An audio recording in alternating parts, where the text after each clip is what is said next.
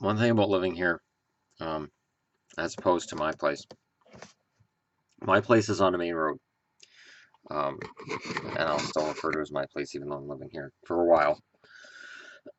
um, and there's always sirens, there's always noise, there's always drunks, there's always yelling and screaming. There's a pizza place downstairs, so you get a lot of banging and thumping of music from cars downstairs, and you've always got people talking below the window because you have people coming in and out of the pizza place to take out the garbage and whatnot. Here it's quiet. Yeah, there's 3 kids. Right now, Yvonne and the kids are at church, so I can do a video or two. And I plan on doing my Pittsburgh jersey, which, see, oh, look, that totally shows up. Her cat did that this morning.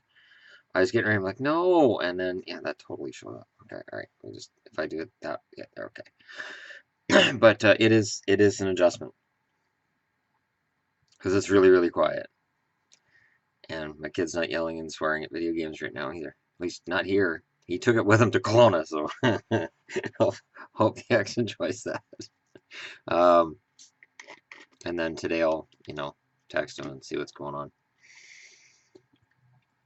But in hockey news, Lucic. During the summer, I tried to warn you people.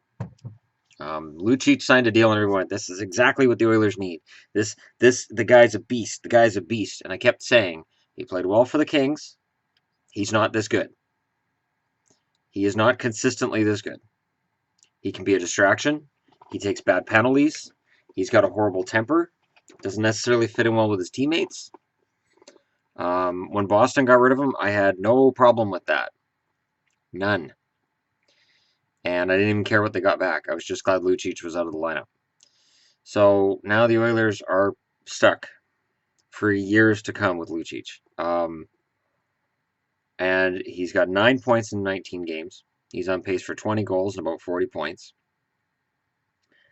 That's not good enough. Not for a guy who's been playing in the same line as McDavid. His stats should be going up. He fit in well with the Kings. And if he was smart, he would have stayed in LA. LA was offering a similar package to what Edmonton eventually gave him, but he balked at the number, and now he's a potential buyout. I know it's only 20 games in, but man, this is just it is a Lucic thing, and I mean I watched him for years in Boston, and I would have 1 or 2 games where I was like, man, this guy's a beast. He's a world beater. He can do anything. And then for the next 3 games, I'd just be swearing at the TV every time he went near the puck. And he'd make a really big hit instead of playing the puck. And it's like, oh my God, you should have taken that puck.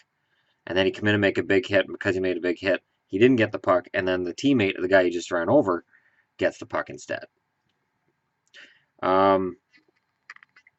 I remember, too, that Oilers fans were upset before the season that Christopher Stieg went and signed in Calgary.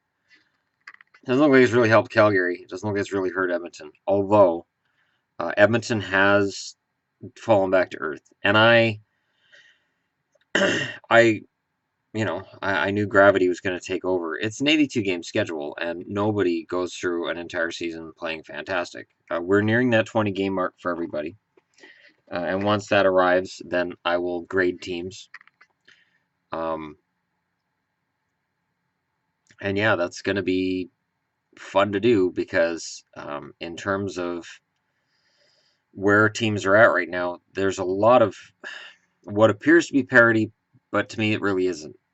There's a lot of teams that are only a few points out of the playoffs, but I just don't see them overcoming that. So I'll get into that more when I do that video. But the Leafs had a really good game last night. The Canucks blew a 3-goal lead. I'm sure, and at the time I did the video, the Canucks scored, they had a lead, and I'm like, nah. Canucks were up 3-0. I'm like, nah. Chicago. Nobody blows a lead against the Blackhawks like Vancouver does. It is a tradition. It's funny, too, there was a talk before the game about how they don't have the same rivalry they had in 2011 because the Canucks are terrible.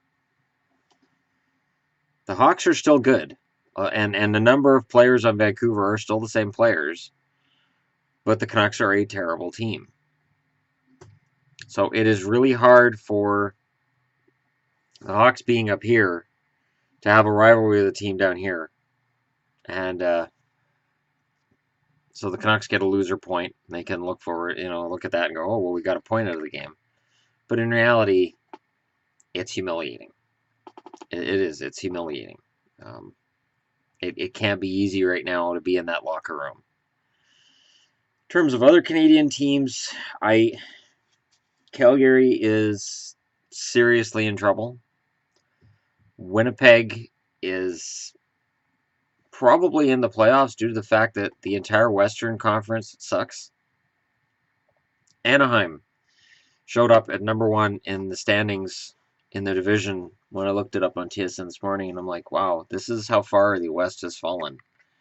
That the Ducks are leading the division, and they're on pace for about 95 points, which before loser points was fantastic, but now thanks to loser points, it isn't that great. Not for a division leader anyways. And the Central, Chicago's playing very well, and you've got and yeah, it just, there aren't very many teams in the West that are playing really, really well. Minnesota's playing some fantastic hockey. They've been playing playoff hockey all year. And if Dubnyk can ride this right into the playoffs, then yeah, that's why I see them as potential. I got an update on my phone. That's weird.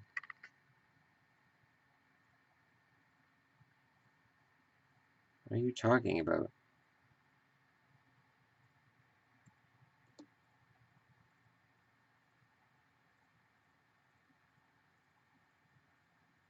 Until 11:28. Well, yeah, but I didn't do that. Anyways, all right. So my new phone kind of dwarfs my old phone, and in terms of appearance, but it's still not an iPhone. I will never own an iPhone. That'll never happen. They offered me an iPhone. I was at the Telestore yesterday, and they're like, "Do you want an iPhone?" No. My phone's exactly the same as Yvonne's, and I'm under her plan, so she can see what I'm doing at all times. It's good to have that kind of. It's good to have that kind of scrutiny. But no, Canadian teams, Montreal's looked good. I know, Carey Price is the foundation for that, but they've really looked good as a team. Toronto is looking quite good, actually. Toronto, I legitimately think they'll probably miss the playoffs this year, not by a lot. I said before the season they were going to jump over some teams in the standings, and I had certain subscribers saying, nah. And I said, yeah. And I remember even Leafs fans were like, you're optimistic about the Leafs. I'm like, yeah, no, they look really good. And I had to try to explain to Leafs fans, this is different. The Leafs are actually going up now. This isn't going to just blow up. And they're going to do this despite the fact that Austin Matthews is just looking like a rookie. Mitch Marner is a year older, a year further removed from being drafted, and has less pressure. And Nylander has a year on that, and he is a finished product ready for NHL dominance. I also wanted to mention Virtanen going down to Utica. Looks like this time this is for good. Where was Benning during the summer when I was saying that? And Canuck fans who during the summer said, "Oh no, you got to let Virtanen develop in the NHL." How did that go for you? 1 point in 10 games. Fantastic.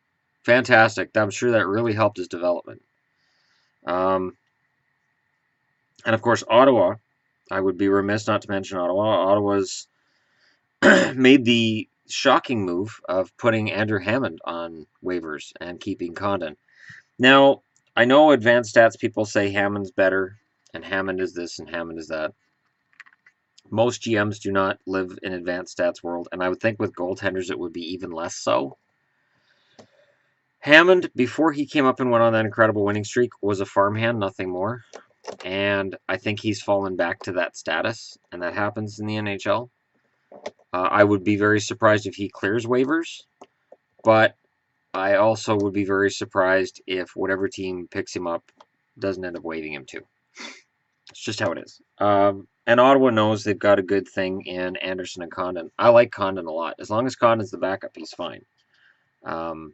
Anyways, So those are my thoughts on the 7 Canadian teams right now, where they're at, and just standings in general. I will be doing my Pittsburgh video today, and I will be doing another hockey-related video before the day is out. We have a number of games on the schedule tonight.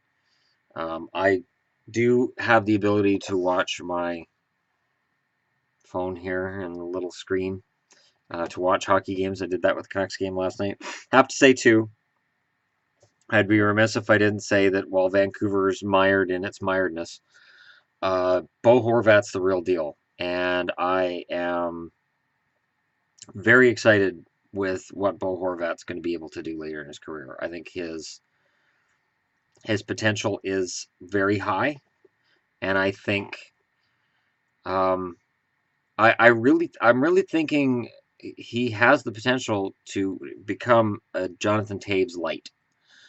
He'll never be that. Well, okay, how would I put this?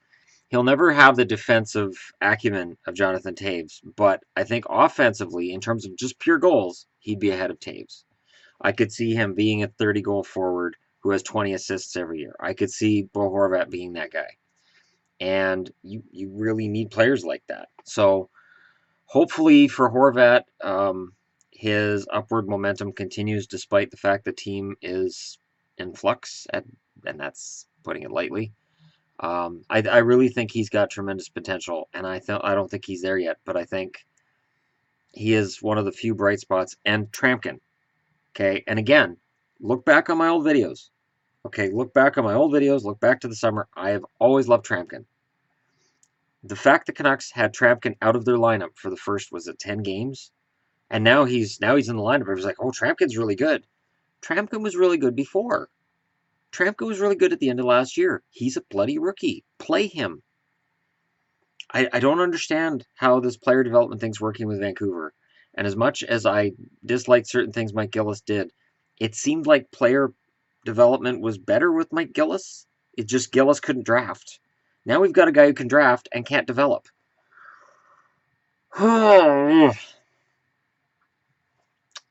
But such is life on the West Coast.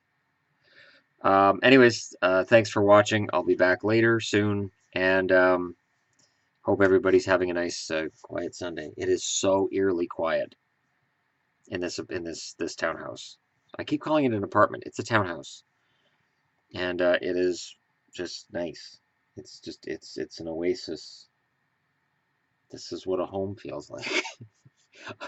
I'd forgotten what a home felt like. I haven't been in one in so long. Alright, I don't feel like Gollum anymore. Surprised you guys even subscribed. This guy who looks like Gollum, all hunched over and talking hockey with different jerseys while he wrings his hands. I'm going to subscribe to this guy and see what happens when he starts buying firearms and hiding out in a basement. Doesn't he live in a basement now? It's so dark and dank. No, that's sad. I'll talk to you all again soon.